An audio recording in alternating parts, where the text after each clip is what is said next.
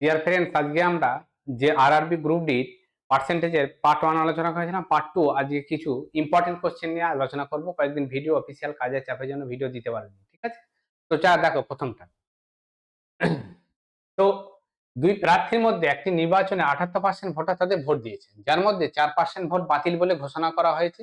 একজন প্রার্থী 13,572টি ভোট পেয়েছেন, যা বৈধ ভোটের 58%। ইংরেজি ভার্সনটা আমি লিখিনি, কারণ এগুলো অঙ্কের ডেটাগুলো, অঙ্কের দাগগুলো অনেকটা বড়, লেন্দি, তাই সঙ্গে ইংরেজিটা জুড়লে বোর্ডের পেজটা কমে আসতো।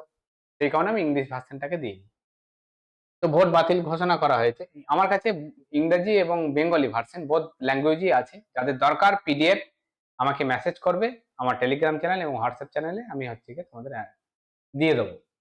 তো 13,572টি ভোট পেয়েছে, যা বৈধ ভোটের 58%। সেই নির্বাচনে নিবন্ধিত মোট ভোটারের সংখ্যা কত?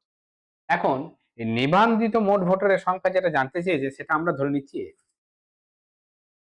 78% ভোটার ভোট দিয়েছে, মানে কি 78% যদি ভোট দেয়, তাহলে ভোট দিয়েছে কত? 78 গণিত 100। 4% ভোট বাতিল হয়েছে, তাহলে ভ্যালিড ভোট কতটা? ভ্যালিড ভোট হচ্ছে 96%, 96/100। আর যা দিয়েছে 13,572টি ভোট পেয়েছেন, যা বৈধ ভোটে কত? 58%। তাহলে বৈধ ভোটে যদি 58% হয়, তাহলে বাতিল ভোটের বৈধ ভোটে যদি 58% হয়, সেই নির্বাচনে নিবন্ধিত মোট ভোটারের সংখ্যা নির্ণয়। তার মানে এই বৈধ ভোটে এটা তার 58%, মানে 58/100 সমানই কত না 13,572। ঠিক আছে, তাহলে এক্স এর ভ্যালু কত হবে না? এক্স এর ভ্যালু এটাকে আমরা ক্যালকুলেশন করে নিতে পারি। 13,572 গণিত 100/58 গণিত 96/100 গণিত 78/100।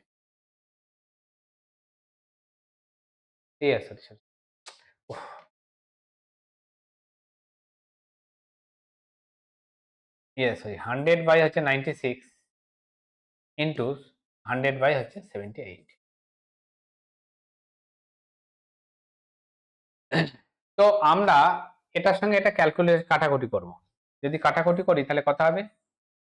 58/2।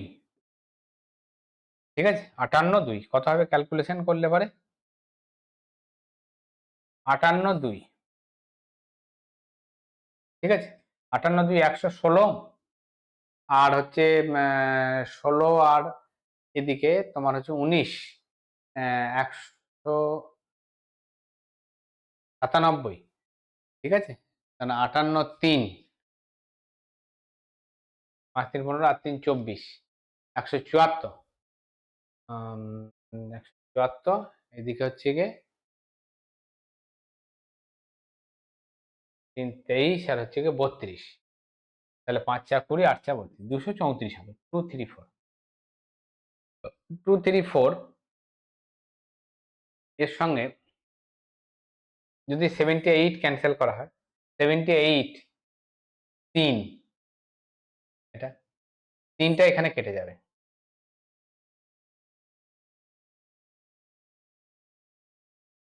3টা এখানে কেটে যাবে। 3 3 9, 3 2 6, 32। তাহলে উপরে কত থাকলো না? 32টা আবার কাটবে, দেখো 4 8 32, 4 25 100। আবার 4 8 32, 4 25 100, আবার 4 2 8, 4 25 100, 2 50। 25 25 গুণ করলে কত হয়? 625।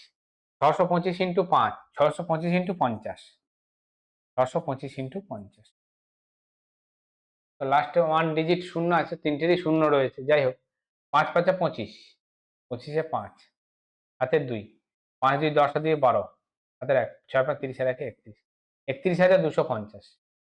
তো কোনটা হবে? অপশন বি হবে আমাদের সঠিক উত্তর। ঠিক আছে, তো চলো নেক্সট কোশ্চেনে দেখা যায়। দুটি প্রার্থী নির্বাচনে নিবন্ধিত মোট ভোটারের 8% ভোট দেননি। 120 জন ভোটার খালি ব্যালট জমা দিয়েছে।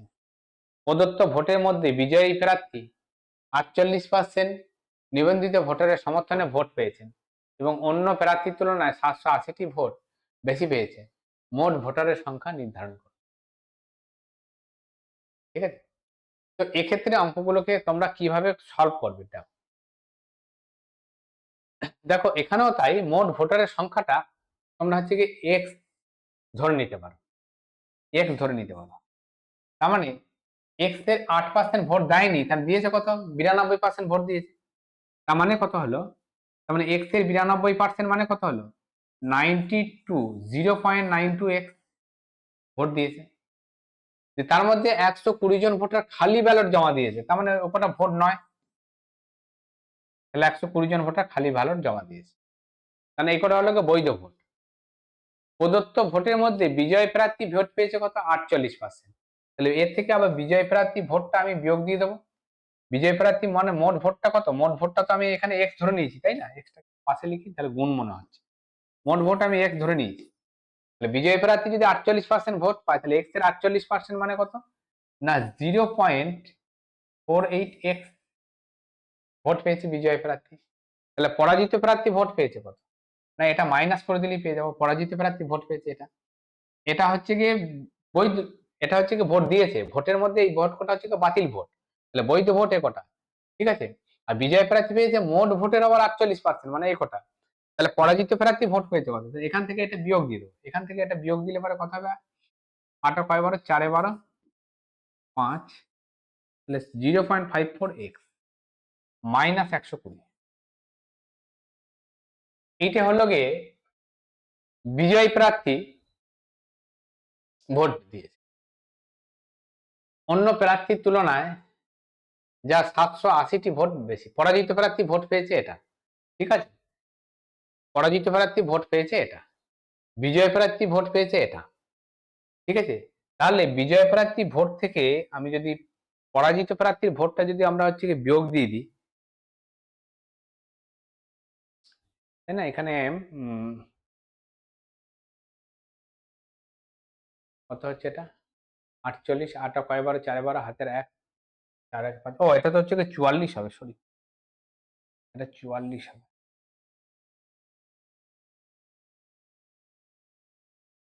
44, 0.4 পড়ে।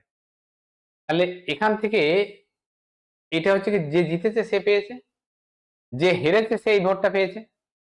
তার মানে যেটা, যে জিতেছে সে ভোট পেয়েছে কত, 0.48 এক্স, এখান থেকে 0.44 এক্স মাইনাস 120, এটা যদি আমরা বাদ দিয়ে দিই, তাহলে আমি হচ্ছে গিয়ে ভোটটা পেয়ে যাবো। তাহলে কতগুলো ভোট না, এটা মাইনাস এটা সমানই হচ্ছে গিয়ে 780। ঠিক আছে, এটা থেকে এটা বিয়োগ দিলে পরে কত হয় না, এটা থেকে এটা বিয়োগ দিলে পরে 0.04 এক্স, আর কত হবে প্লাস 120। এ থেকে এটা আর সোজা করার কিছু উপায় নেই, 780। ঠিক আছে, তাহলে 780 0.04 এক্স থেকে 120টা এদিকে নিয়ে গেলে বিয়োগ হয়ে যাবে, তার মানে কত হবে 660। তাহলে এক্স এর ভ্যালু কত হবে, এক্স এর ভ্যালু হবে 660 গণিত, 660 গণিত হচ্ছে গিয়ে কত হবে না, 4 বাই হচ্ছে এটা ভাগ হয়ে যাবে, তাহলে সরি ভাগ হয়ে যাবে,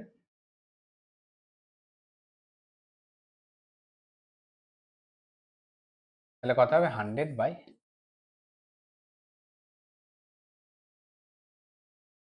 4 1 4, 4 6 24,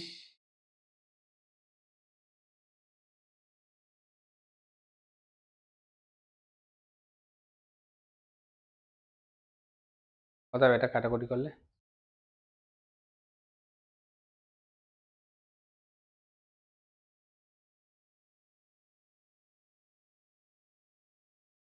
দেখে না 660,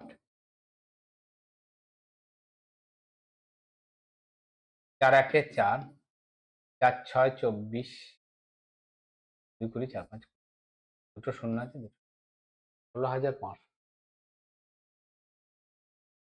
অপশন বি হবে আমাদের সঠিক উত্তর। নেক্সট কোশ্চেন, রমনের আয়, এরকম অঙ্ক কিন্তু করানো হয়েছে। রমনের আয়, তিনি ৬৮,৫০০ টাকা, তিনি তার আয়ের 12.৫% সঞ্চয় করেন। যদি আয় 14% বৃদ্ধি পায় এবং ব্যয় যদি 40% বৃদ্ধি পায়, তাহলে তার সঞ্চয় কত হবে। ঠিক আছে, তাহলে 22.5% হচ্ছে কি সঞ্চয় করেন। আমি এর আগের দিনকে একবার করিয়েছিলাম, ইনকাম সমান কি expenditure expenditure plus savings. Expense যেটা করবে এবং যেটা সেভ করবে সেটা তার ইনকাম থেকে করবে। তার মানে ইনকাম সমান এক্সপেন্ডিচার প্লাস সেভিংস। এক্সপেন্স কত করছে, খরচ কত করছে, না রমনের আয়, বলছি তার আয়ের 22.5% হচ্ছে কি সঞ্চয় করে, তাহলে 22.5% হচ্ছে কি সঞ্চয়, 22.5%। যদি তার আয় 14% বৃদ্ধি পায়, ঠিক আছে, সেভিংস করছে কত, 22.5% হচ্ছে কি সঞ্চয় করে। আচ্ছা, তার মানে সেভিংস করছে কত, না 100 টাকা যদি তার ইনকাম হয়, তার যদি 22.5 টাকা যদি সঞ্চয় করে, তার মানে 23 বিয়োগ দিলে করে 77.5। তো এটাকে আমরা রাউন্ড ফিগারে হচ্ছে গিয়ে কনভার্ট করব। রাউন্ড ফিগারে যদি আমরা কনভার্ট করি তাহলে কি হবে, না আমরা এটাকে দ্বিগুণ করে নিলাম, দ্বিগুণ করলে এটা কত হবে, সেভিংস হবে যে 45 টাকা।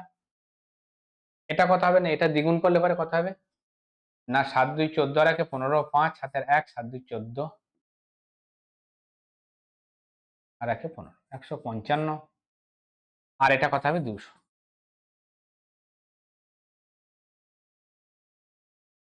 বলছি যদি তার আয় 14% বৃদ্ধি পায়, আয় যদি 14% বৃদ্ধি পায়, মানে 14 214% মানে কত, 28 টাকা বৃদ্ধি পাবে। 200 ধরে করছি কিন্তু বেশটাকে 200 দ্বিগুণ করে নিচ্ছি সব। আয় যদি হচ্ছে গিয়ে 14% মানে 28 টাকা বৃদ্ধি পাবে, এবং ব্যয় যদি 40% বৃদ্ধি পায়, তার মানে 40% মানে কত, 155, 40% মানে কত, 20% মানে 1/5, 40% মানে 2/5, 5 3 15, 5 1 5, মানে কত, 31 2 62। তার মানে 62 টাকা বৃদ্ধি, এক্সপেন্ডিচার 62 টাকা বৃদ্ধি। তাহলে ইনকাম 28 টাকা বৃদ্ধি পেলো, এক্সপেন্স হচ্ছে 62 টাকা বৃদ্ধি পেলো, তাহলে সেভিংস কি হবে, ইনকাম বেড়েছে এতটা কিন্তু খরচ বাড়ছে এতটা, তার মানে কি সেভিংস তাহলে তা কমাতে হবে। তাহলে কতটা কমাতে হবে সেভিংস, না 28 থেকে এটা যদি বিয়োগ দেওয়া হয়, তাহলে 8 কয় বারো, 4 12 হাতে 1, 2 আর 1 3 3, তাহলে 34% হচ্ছে গিয়ে কমাতে হবে। তার মানে ৬৮,৫০০ এর 34% যদি সেভিংস কমাও, তাহলে ৬৮,৫০০ এর 34% সেভিংস কমিয়ে দাও, তাহলে ইন্টু 34। কিন্তু এই যে বেসটাকে করলাম 34% যেটা করলাম, যেটা ক্যালকুলেশন বেরোবে সেটাই অ্যান্সার হওয়ার কথা, কিন্তু সেটা অ্যান্সার হবে না। কারণ কি, আমি 100 বেস ধরে করিনি, আমার সুবিধার জন্য এটাকে দ্বিগুণ করে নিয়েছিলাম। তাহলে দ্বিগুণ, তাহলে যেটা ক্যালকুলেশন যেটা বেরোবে সেটা কিন্তু দ্বিগুণই বেরোবে। তাহলে সেটাকেও আবার হচ্ছে গিয়ে দ্বিগুণটাকে কমানোর জন্য আমি কি 2 দিয়ে ভাগ করে নিলাম, একবারই করে নিলাম। তাহলে এটা এটা ক্যান্সেল হয়ে গেল, এটা এটা ক্যান্সেল হয়ে গেল, 2 17 কত, তাহলে কত, 17 5 85, 5 হাতের 8, 17 6 102, 17 7 17 8, 136, 136 আর 8 কত হবে, 144। ঠিক আছে, 144 সবসময় ডিক্রিজ হবে, অবশ্যই ডিক্রিজ হবে। মানে হচ্ছে 4 5, 4 5 কত আছে, এটা লাস্টে 4 5, অথচ ডিক্রিজ কোনটা আছে, এটা আর করার দরকার নেই। ঠিক আছে, তো কত হবে, 11,645 হবে সঠিক। ওকে, নেক্সট কোশ্চেন। একটি ওয়াশিং মেশিনের দাম একটি টিভির দামের তুলনায় 10% কম। 10% ফ্র্যাকশন ভ্যালু কত, এরকম অঙ্ক করেছিলাম, কিন্তু সেখানে ফ্র্যাকশন ভ্যালুটা এত পূর্ণ ফিগারে ছিল না, সেই জন্য আমাদের কিন্তু ওই পার্সেন্টেজটাকে ধরেই অ্যাপ্লাই করতে হবে, কিন্তু এখানে ভগ্নাংশ কনভার্ট করতে হবে। 10% ফ্র্যাকশন ভ্যালু কত, 1/10। তার মানে একটা আমি দুটি ধরে নিচ্ছি, একটা ওয়াশিং মেশিন আর একটা হচ্ছে কি টিভি। এবার ওয়াশিং মেশিনের দাম টিভির দামের তুলনায় 10% কম, অর্থাৎ টিভির দাম যদি 10 টাকা হয়, তাহলে ওয়াশিং মেশিনের দাম কত হবে, 9 টাকা। দিয়ে বলছে যে ওয়াশিং মেশিনের দাম 55% বৃদ্ধি পায় এবং টিভির দাম 71% বৃদ্ধি পায়, তাহলে 6টি ওয়াশিং মেশিন এবং 5টা টিভির দাম, তাহলে একটা ওয়াশিং মেশিনের দাম 9 টাকা, তাহলে 6টি ওয়াশিং মেশিনের দাম কত, 6 9 54 টাকা। আর একটা টিভির দাম 10 টাকা, তাহলে 3টে টিভির দাম কত, তাহলে ইন্টু কত, 30 টাকা। তাহলে 54 টাকা আর হচ্ছে কি 30 টাকা। ঠিক আছে, 54 টাকা এবং হচ্ছে কি 30 টাকা টিভি দাম। এবার বলছে যে ওয়াশিং মেশিনের দাম 55% বেড়েছে, ওয়াশিং মেশিনের দাম 55% বেড়েছে, তার মানে 54 আর 55%, তাহলে মানে 55% বৃদ্ধি পেয়েছে।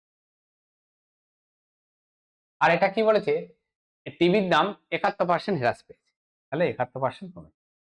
এবার এই অঙ্কগুলোকে আমরা কি করব না ডেভিয়েশন মেথডকে আমরা অ্যাপ্লাই করব। ডেভিয়েশন মেথড কি রকম না 54 টাকা টোটাল এর 55% মানে কত হবে না 54 গণিত 55 গুণ করে দেবো, তাহলে কত হবে না 54 গণিত 55 ডেভিয়েশন মেথড আমরা অ্যাপ্লাই করবো। 54 গণিত 55 কত হবে এইখানে করে দিচ্ছি আমরা, তাহলে কত হবে না 5 4 20 শূন্য হাতে 2 5 5 25 আর 5 4 20 20 আর 25 কত 45 আর 2 46 47 হাতে 4 5 4 20 আর 4 24 2460 টাকা 70 টাকা বাড়বে।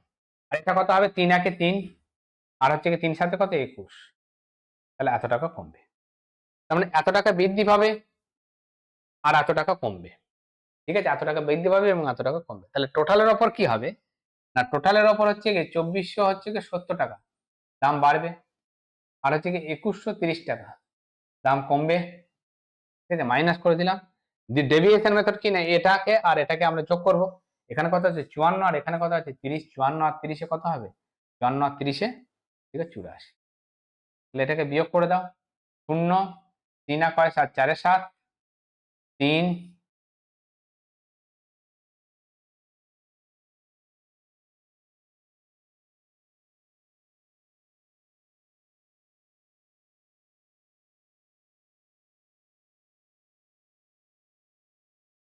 তাই তো ডেভিয়েশন মেথড অ্যাপ্লাই করলে পরে কত হবে এটা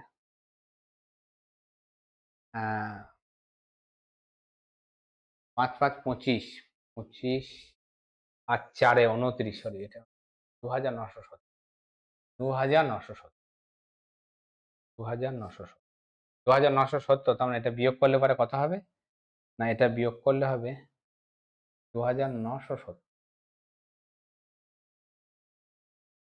মানে 840/84, 840/84 মানে কত 10%, ঠিক আছে 10%, 10% হচ্ছে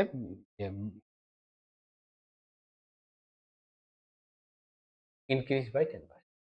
সবসময় এটা প্লাস হচ্ছে, এটা তো বেশি আছে প্লাসটা, মাইনাসটা কম আছে, তাহলে ইনক্রিজ। ওকে, নেক্সট কোশ্চেন দেখো, এটা দেখো একটি ওয়াশিং মেশিনের দাম একটি টিভির দামের তুলনায় 16% কম। একটি ওয়াশিং মেশিনের দাম একটি টিভির দামের তুলনায় 16% কম। যদি ওয়াশিং মেশিনের দাম 80% বৃদ্ধি পায় এবং টিভির দাম যদি 44% হ্রাস পায়, তাহলে 5টি ওয়াশিং মেশিন এবং 2টি টিভির মোট দাম কত? ঠিক আছে, তাহলে 16%-এ ফ্র্যাকশন ভ্যালু করলো, 16%-এ ফ্র্যাকশন ভ্যালু কত 4 4 16 4 25, ঠিক আছে, তাহলে ওয়াশিং মেশিন আর এখানটা লিখলাম আমরা টিভি। এবার ওয়াশিং মেশিনের দাম টিভির দামের তুলনায় কম বলেছে, তাহলে টিভির দাম যদি 25 টাকা হয় তাহলে ওয়াশিং মেশিনের দাম হবে কত 21 টাকা। এবার বলেছে যে টিভির দাম 44% হ্রাস পাচ্ছে,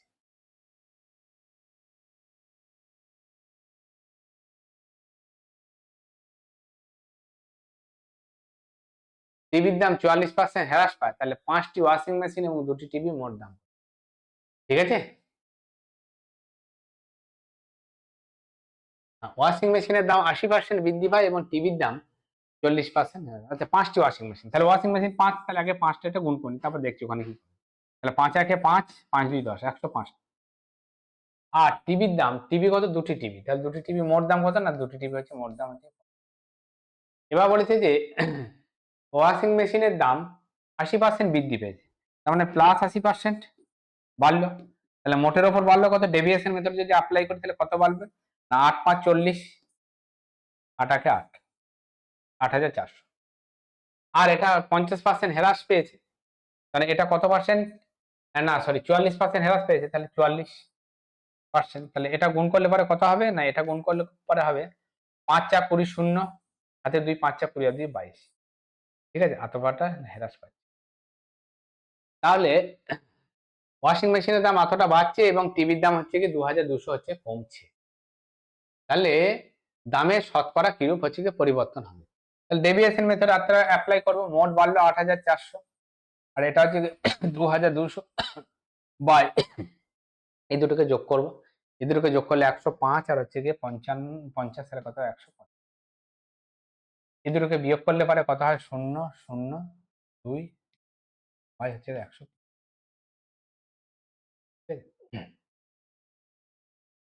তো 15,460, ঠিক আছে, 15,460, মোটের ওপর 40% বৃদ্ধি, বৃদ্ধি তো পাবে, কারণ এটা বাড়াটা বেশি রয়েছে সবসময়। তাহলে মোটের ওপর কতটা? মোটের ওপর 40%। আজকে এই 5টা কোশ্চেন বেদরিন অঙ্ক কিন্তু, ঠিক আছে। এই অঙ্কগুলো, এটা হয়েছিল কিন্তু RRB গ্রুপ ডি 5/12/2025 থার্ড শিফটে কোশ্চেনটা এসেছিল, 5/12/2025 থার্ড শিফট। ঠিক আছে, ওকে বন্ধুরা, আজকে এখানের মধ্যে থাকলো, দেখা হচ্ছে পরবর্তী ভিডিওতে। আবার পরবর্তী ভিডিওর পার্সেন্টেজে কিছু কোশ্চেন নিয়ে আমরা, প্রত্যেকেই ধন্যবাদ।